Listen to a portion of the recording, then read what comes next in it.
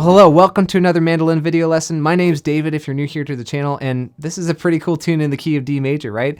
This one comes from the playing of Hiram Stamper, and his son Art Stamper was probably one of the first to record it on his 1982 record, The Lost Fiddler. And fun fact, I just learned that Chinquapins are actually a species of nuts related to chestnuts, so I wonder what they taste like. Can you eat them? But the real interesting thing here is there's actually two completely different old-time fiddle tunes with this exact same name. So there's a whole other Chinquapin hunting in the key of A with 3 parts in crooked phrasing. This is also a really cool tune that a lot of people play in old-time music circles, but unfortunately we won't have the time to look at it here. Interestingly though, this D major Chinquapin hunting, much like that other old-time fiddle tune Squirrel Hunters, has become a prolific jam tune in a lot of bluegrass circles. So something about hunter-gatherers and bluegrassers, I guess. By the way, if you don't know Squirrel Hunters, I've got you covered there too. Check out this other lesson video of mine at the link above. But back to Chinquapin here, and in recent years there's been some great recordings of this tune from a number of awesome bluegrassers. For starters, Nate Lee has a great version of this one. David Greer has several recordings of Chinquapin hunting, and also Adam Steffi recorded Chinquapin hunting and Squirrel Hunters off of his new Primitive record, which is a record that a lot of us mandolin players love. And I've got links to all these recordings in the description below if you want to check out any of these for references. All that to say, this is a great tune to have in your repertoire, and we're going to learn it right here in this video. We'll start off with the chords and the melody,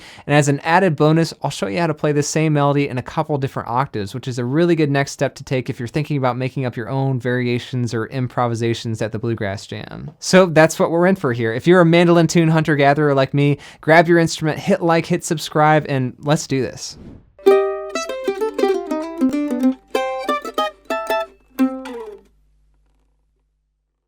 First up, let's get these chords under our fingers, and as aforementioned, we're in the key of D major here, and we'll be using these 4 chords throughout the tune. These are the 4 open chord shapes that I'd recommend starting out with. And you guys know I love talking about chop chords, right? When you're at the Bluegrass Jam, you might want to use these 4 chop shapes. So once you get those open chords down, try these out as well.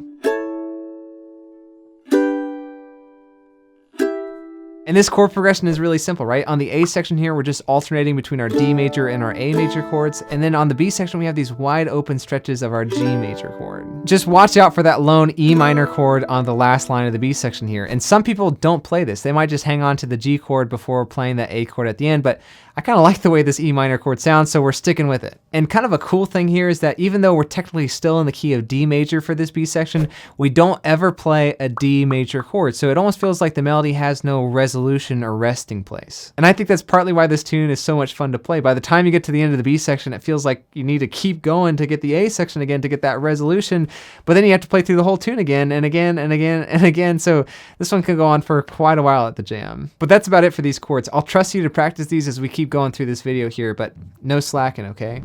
Now for that melody, and let's take a chance to get this more into our ears first. So have a listen down as I play through this tune here.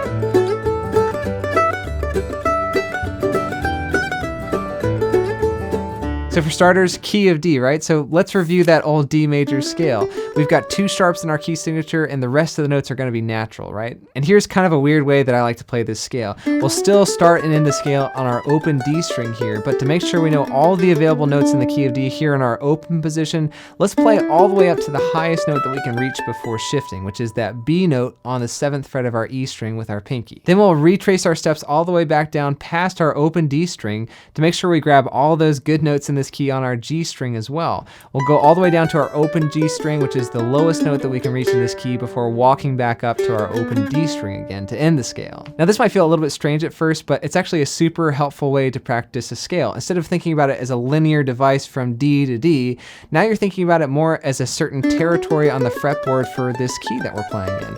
And by the time we learn the melody and all the different octaves of the melody, we'll have actually played pretty much all the notes on the D major scale in this position. Now let's shift gears and check out out the structure to this tune, and you'll see we've got a really classic fiddle tune structure of 2 8-measure sections that repeat. And those sections can be broken down into 2-measure phrases with the repetition that's built into this melody here. And on the A section, the melody is really repetitive, right? We've almost got this call and response going, where the first 2 measures ask a question, and the next 2 measures give the answer. And the second line of this section is exactly the same note for note, so no problem. But just a couple things to watch out for here. First, we're using a slide with our ring finger from the 4th fret of the D string to the 7th fret, and we're also letting that open A string ring out here too. We use this a lot throughout the entire tune. Also, we've got these longer half notes on the second measure of each line. Just be sure you're giving that full 2 beats of time to each one of those notes. But that's it, let's try this A section together now. I'll play through it once here with the transcription on screen, a bit slower so we can follow along. 1, 2, 3, 4.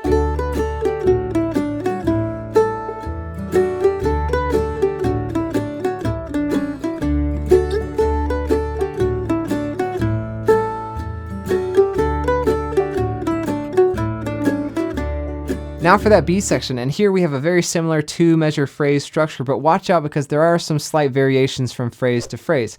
So phrase 1 and phrase 3 are pretty much identical, but there's going to be some new material in phrases 2 and 4. But besides that, just watch out for some more slides, and we also have this hammer-on triplet here. We'll hammer on for the first 2 notes of the triplet, and then we'll grab the 3rd note of the triplet with your next upstroke. Take your time to review these phrases, and when you're ready, let's try this B section together a bit slower too.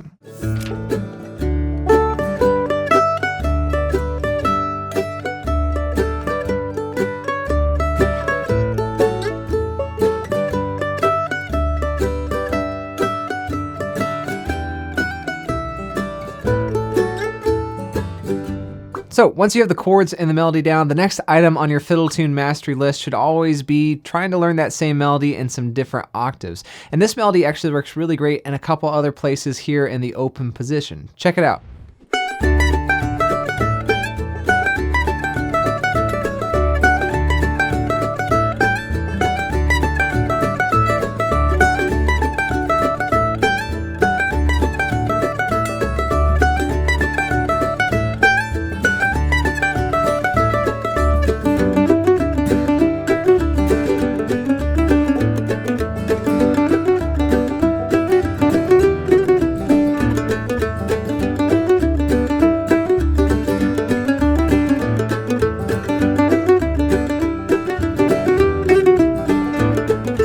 So for the A section here, we can play pretty much the exact same notes from the original melody, just an octave higher up on our A and E string. So not too bad, right? Well, honestly, I kind of find this deceptively difficult because even though we're playing the same notes, those notes happen on different frets on our higher strings here. So you'll have to use different fingerings and it'll feel totally different.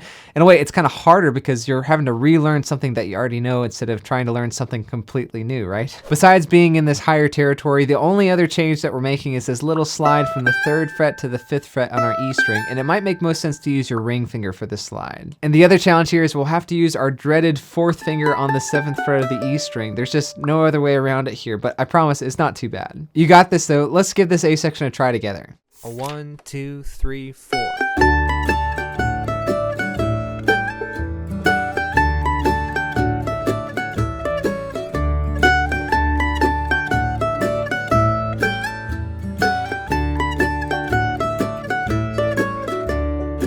And now for the B section, we're gonna go down an octave to play that same melody as before, but now on our G and D strings. And this lower octave melody works out really similarly to the original octave too. The only thing we're changing is the 4th measure on each line here because we actually run out of melodic real estate. So we just have to come up with some filler here to end each phrase. But that's it, you guys know what to do. Let's try out this B section together as well.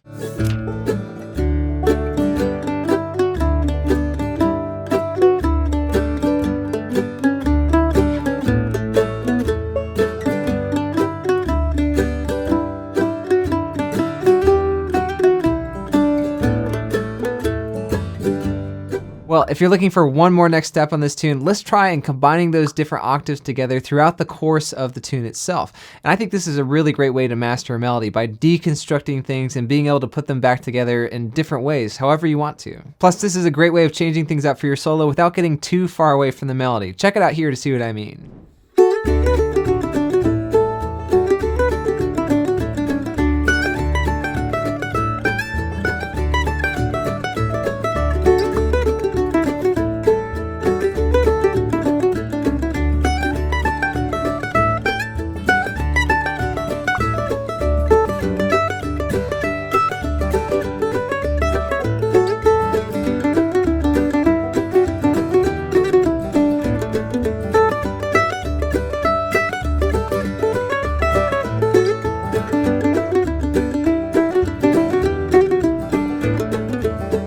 So for this exercise, I'm playing through the original octave of the melody for the first 4 measures, and then I'm switching to another octave for the following 4 measures. And you can think on this A section here, we'll be doing 4 measures low and 4 measures high. Otherwise, we're not changing anything else, so don't think about this too much. Let's just give this a go together. 1, 2, 3, 4.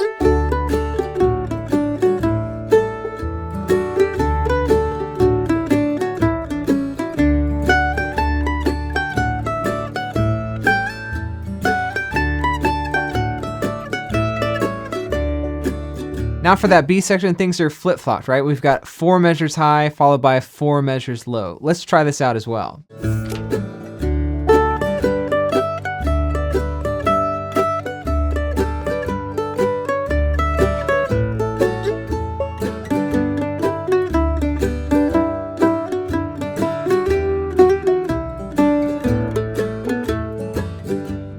All right, well, we've done a lot of great hunting together, and once you've got all this down, you've really laid down a lot of groundwork to mastering this tune. And I think this is a great approach for learning other fiddle tunes as well. By the way, if you're looking for other tunes like this to add to your repertoire, be sure to check out some of the other videos on screen here. Lots more to come. Thanks for the likes and the subscribes, and a huge shout out to all the supporters over on Patreon. You guys made this possible. That's it for this video. You guys keep up the good Chinquapin hunting, and I'll see you in the next one.